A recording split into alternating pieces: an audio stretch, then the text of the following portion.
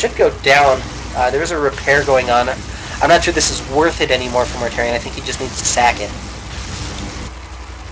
But we do see more barracks being added on up here at the third base. I like this choice, kind of spreading out his production buildings. Not necessarily something you really want as Terran, but it can't help if you're feeling like your main's a little bit weak at the time. As Protoss, I definitely advocate spreading out your production buildings since they can just warp in anywhere.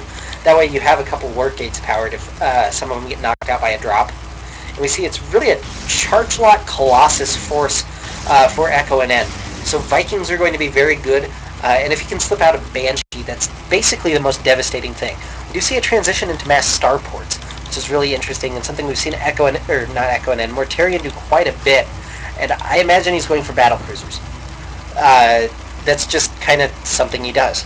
Battlecruisers are going to be fantastic against this army that can't shoot air.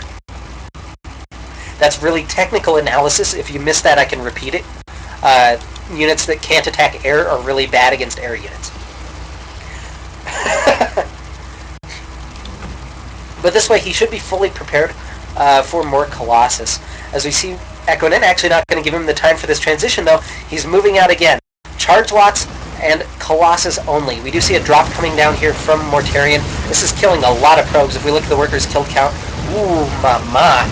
A lot of workers going down. But the push-in, can he defend that? That's going to be way more important. The siege tanks unsieged as these charge lots group up.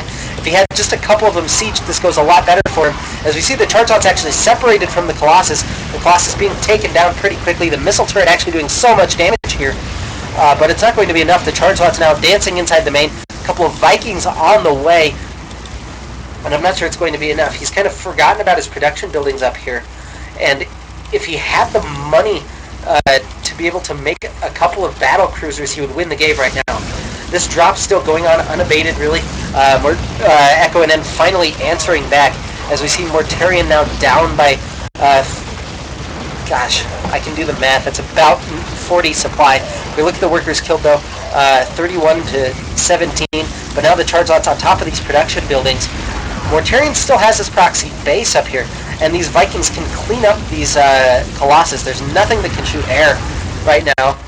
The orbital command from the natural just kind of hiding, and all the production over here working out very well. He's going just for Vikings, not battle cruisers, at least not yet. And he's on this one base mining that hasn't been scouted at all by ZamEchoNN. He's destroying the main, probably thinking the game's won. I'm not sure why these Vikings aren't attacking quite yet from Mortarion, but a little bit busy elsewhere. If we look at the vision, he's still convinced that the natural's there. He didn't see it fly away, and he has no knowledge of this base. Mortarion, meanwhile, has no knowledge of this base over here, which is pretty key. If we look at the workers tab, we see 19 to 46. Our Protoss player in a very good position. We see Mortarion actually very quickly re-walling. I like that a lot. Getting up a lot of Vikings and a lot of Marines, which will actually help him defend very well. There's one stalker here picking off the Vikings, but this Viking doing its work should be able to get it. It should be controlled a little bit more if he falls. Oh, darn it. So now what's Mortarion's game plan? He's going to sit back and just try and get up enough Vikings. Vikings are going to be fantastic at one-shotting that Colossus, but the rest of this army is what he needs to worry about. There's so many Stalkers and Zealots left, and I think ZamEchoNN's in a pretty, I don't want to say unlosable position. I think if Mortarion did switch to battlecruisers like he kind of has planned, he would be in a fantastic position. But he's mining out here. I'm not sure what the plan for this orbital is, although it's just suiciding in here, and that's a really costly investment. He needs that orbital command, and I don't know what he's doing.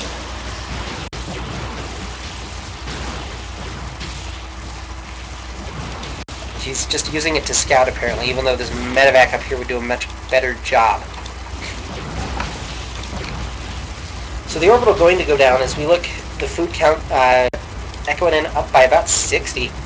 Yeah, I really don't know what this was for. If he floated it into this corner, he's in a great spot. He's got on 2 mining bases. As we look, he's feeling just a little bit mineral pressured right now. And that's going to be important as we head in. He's doing a really nice job making kind of the army to counter the army that he's seen, which is this one. However, there's so many stalkers somewhere. There they are. They don't have blink. Never mind. They're just stalkers. If you look at the upgrades as well, 3-2 now for the Protoss. He's researching ground armor level 3 as well as shields level 1. Our Terran player is still sitting on 1-1, and most of his buildings destroyed. He still has an engineering bay, but he has no armory, so he'd need to build that before he could catch up in upgrades. And that will come back to haunt him. He might have overmade Vikings now. He's at 9, which is way more than you need for the one Colossus that ZamEchoNN has. A hallucination on the way, which will be actually completely helpful. He's made a bunch of sentries, he's storing up energy in them, and he can just send Phoenix around and figure out where his opponent is.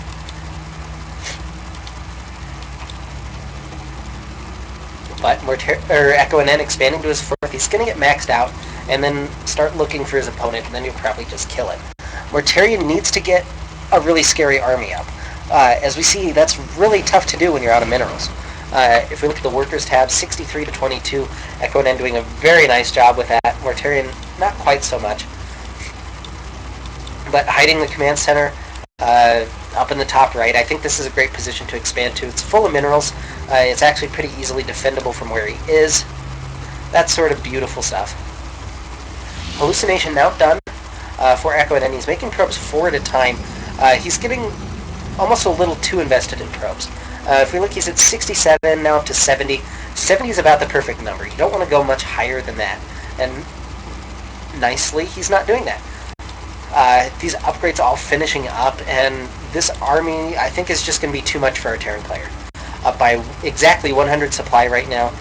The orbital command is finished up here, so he'll be able to start mining from 2 bases at least.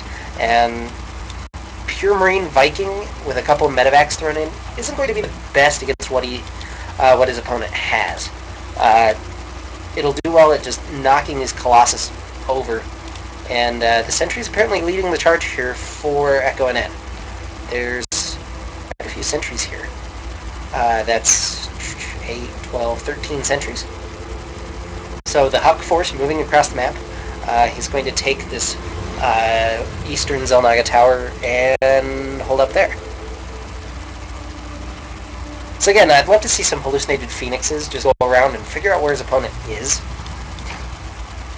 And also scout, kind of what army he has left.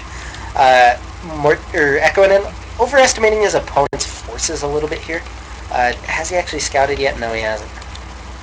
But just this sentry force headed across the map, he'll actually be able to take this expansion without much of a threat to his well-being. I'm not sure why he's just moving out with the sentries, but it's funny. I'll give him that.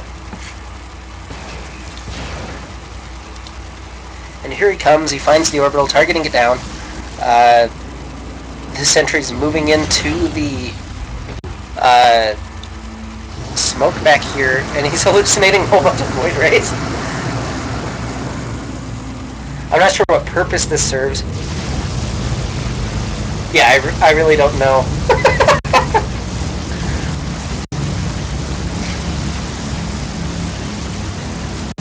But there goes that. The mule's retreating down to the bottom right. Okay. ZamEchoNN expanded to his 5th, taking that Templar Archives. He needs to research Storm, but then he can just switch from Colossus into those very quickly. Mortarion with his largely Marine Viking force.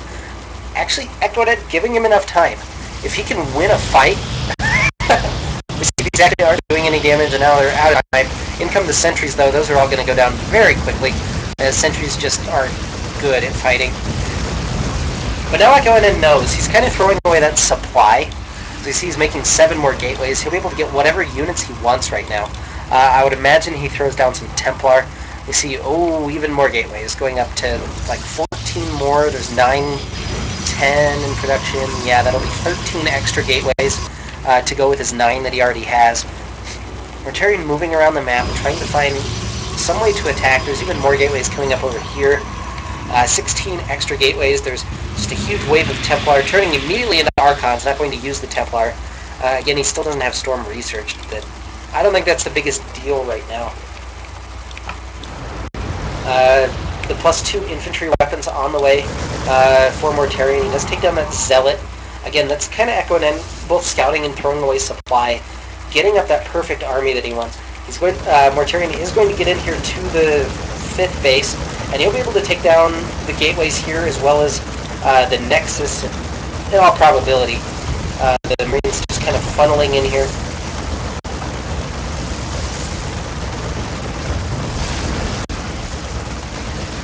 The Vikings took one shot at something and killed it. I'm not sure what it was. But these unit producing structures going down, it's not the biggest deal, but he's put himself in a horrible position. Now he's just going to get flanked and trapped inside this choke point, and that'll be the end of the game. EchoNN coming in here, he's actually taking down the destructible rocks, although he could just walk around a little bit further and be completely fine. Mortarion not too aware that he's dead right now. His unit's not reacting very well. He's hiding another command center up at his top base. Now taking down the Colossus falling very quickly, but they're not the main damage dealers. There's these Archons still left. All the Marines are dying very quickly. He needs to either land the Vikings or just leave, and it looks like he's going to do neither. He loses the entire army. There's the oh no's GG from Mortarion.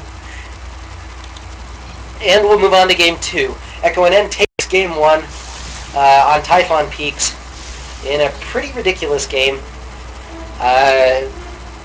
The key battle was probably the first one where EchoNN just kind of forced down the door. I think if Mortarion had gone battle cruisers rather than Vikings immediately after that, he might have been able to win. I know I said that a couple of times. But really just a case of EchoNN out-macroing his opponent, making a couple of better decisions. So we'll take a very quick break, and then we'll head into Game 2. You're watching ZamEchoNN Showmatch number 2. My voice is already